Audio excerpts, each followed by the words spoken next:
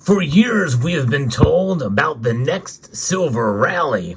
Well, what exactly does that mean? For most of us, we've been disappointed when people have been coming out with these wild and crazy predictions about silver's price. But we're going to define that and maybe pick apart exactly what is going to be the catalyst behind this next boom for silver's price. We'll talk about that and so much more as we explore.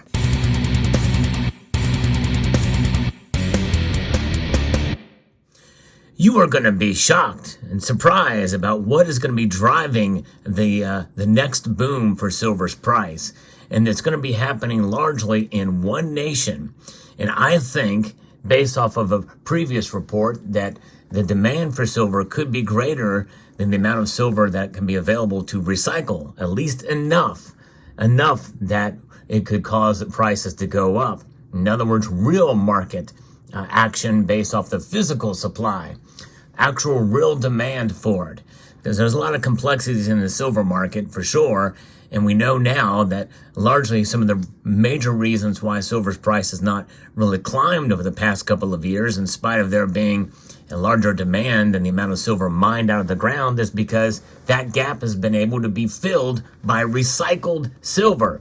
Yes, a lot of people aren't talking about that, but yes, indeed, it is true. And that's a major catalyst as to why prices haven't gone up yet. There's only so much of that can go around too. There's still plenty of it. Make no mistake, there is no silver shortage.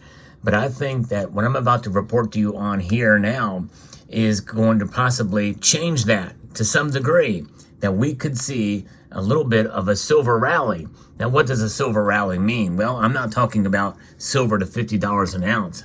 I'm not even talking about silver to $30 an ounce. I'm just saying that we might see a bump up in silver's price this year to numbers that we've not seen in a while. In other words, maybe 26, 27, and heck, maybe even my prediction for 2024, $28 silver. I mean, most of us think that's not an out of the realm of possibility, and it should happen. Now, for buyers of silver, it is a good thing when the prices are low. If you believe in silver in the long term as a wealth preservation device, well, you know what? This is a gift. This is an opportunity to accumulate at low prices. So let's talk about this. I'm going to be reporting from an article from Solitaire International. And this is talking about the Indian market. We're going to be referencing a conference, actually, called the IIJS Signature Conference. As the silver market continues its upward trajectory, what insights does the market sentiment offer regarding silver? And there was some exhibitors at this conference, and they kind of have some insight based off the findings of World Silver Survey in 2023, released by the Silver Institute.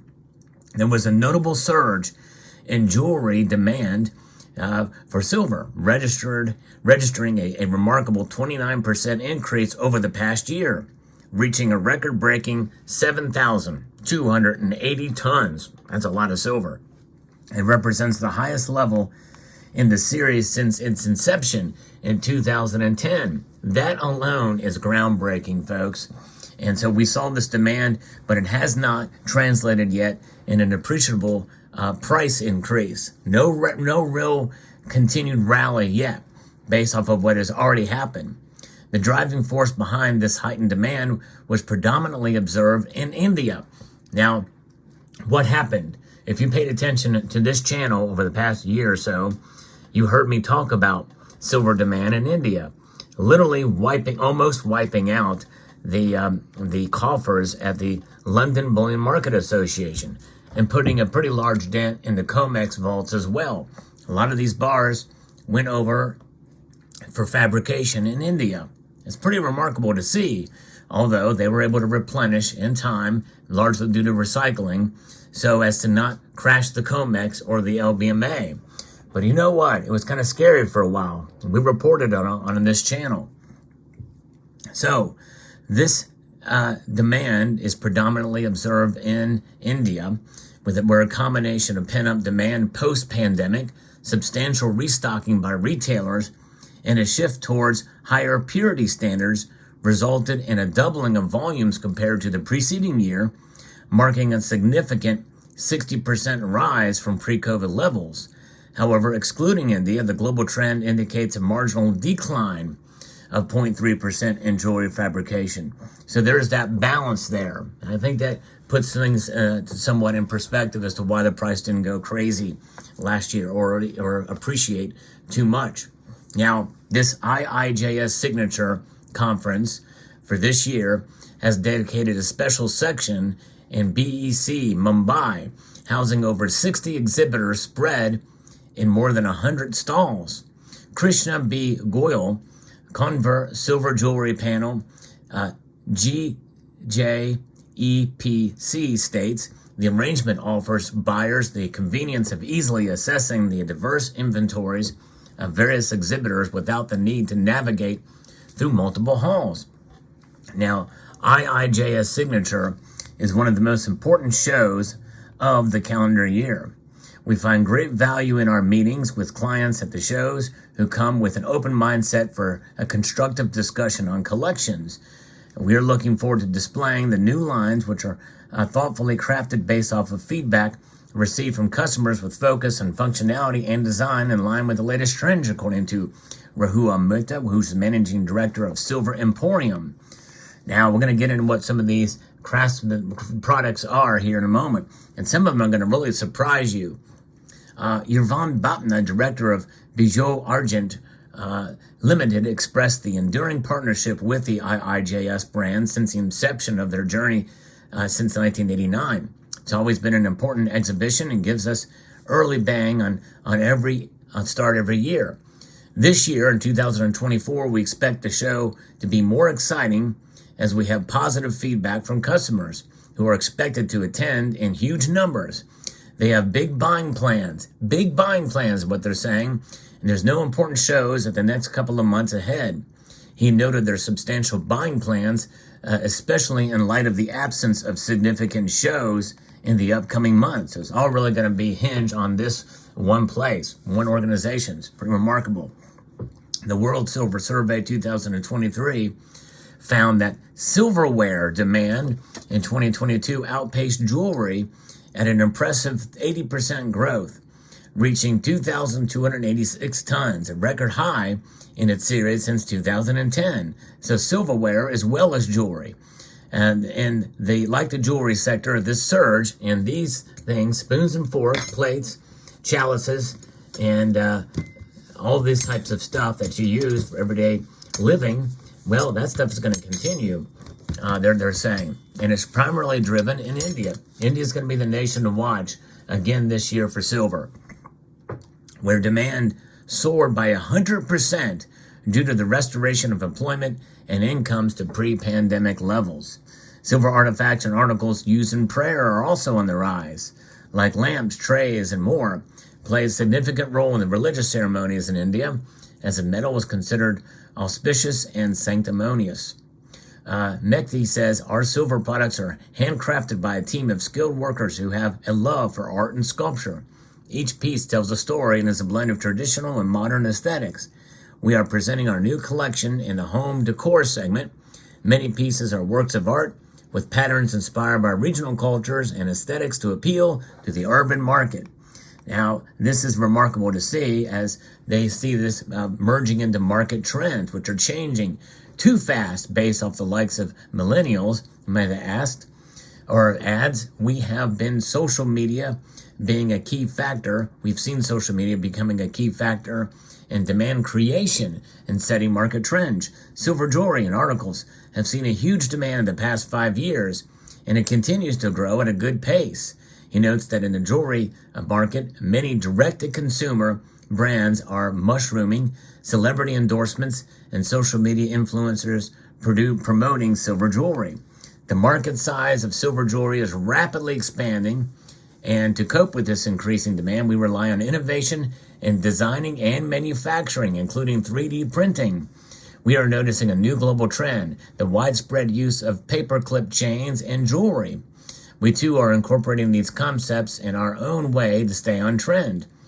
Goyle notes that innovative techniques like 3D printing are starting to make their work in the manufacturing process, allowing for intricate and unique designs.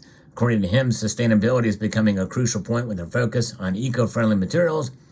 Recycled metal, that's right. They're going to be taking recycled metal, a lot of that. And it's really been picking up in the last year, and ethical practices gaining traction. Minimalist designs with clean lines and geometric shapes are popular today. Additionally, personalized and customizable pieces are often incorporating birthstones or initials and in vogue. So eco-friendly, we're talking about the green energy and the like, recycling is going to be more in vogue, more trendy, and for various different reasons. And a lot of it based off of that means that we are going to start to see that silver supply from recycling maybe in a sense become more scarce potentially. And this year we'll see more of it as they streamline manufacturing to be able to produce it faster and more efficiently. That means there's only so much supply to be had, which means that silver's price has no choice but to go up. And I think that's going to play that role is going to be played out during the course of this year, and we are going to see silver's price maybe slowly creep up to $25, maybe $26 an ounce as the year progresses on, as these things that they're predicting here take shape here. Now, Batman reveals that in order to mark the 35th year in sterling silver industry, they're also unveiling many new lines, so they have more choices from this one company. Now, with the advent of technology, how do manufacturers preserve the traditional handcrafting techniques used for making jewelry and artifacts? Mecta aims for practicality and says balance between traditional and contemporary aspects of jewelry is based on functionality, weight, and design language and other factors. So it could be very interesting. Now, India stands as one of the largest markets worldwide for silver jewelry and artifacts, and articles, experiencing exponential growth each year. Additionally, there is a substantial global demand for handcrafted jewelry.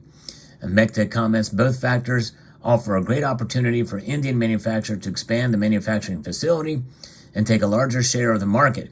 India's cultural diversity, architecture from different periods, skill, crafts and art of different regions all offer good design inspiration to develop relevant products for the Indian and global market as well. Both shipping and marketing costs, shortage of skilled manpower, especially artisans, and compliance, procedural hardships are some of the challenges that need to be addressed to take the Indian silver export market to the next level. That's going to hamper price, by the way, to some extent. Now, Export states that the volatile Manham Exports, the director of that company, Jinhinga, says that volatility in silver prices, stagnant, stringent quality standards, and certification requirements pose significant obstacles.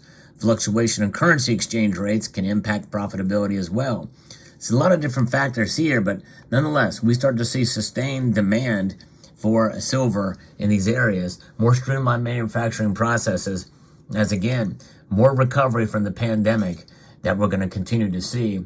I think it's going to bode well for silver's price in the coming year. So this price boom we're looking at, I think the price boom means higher floors.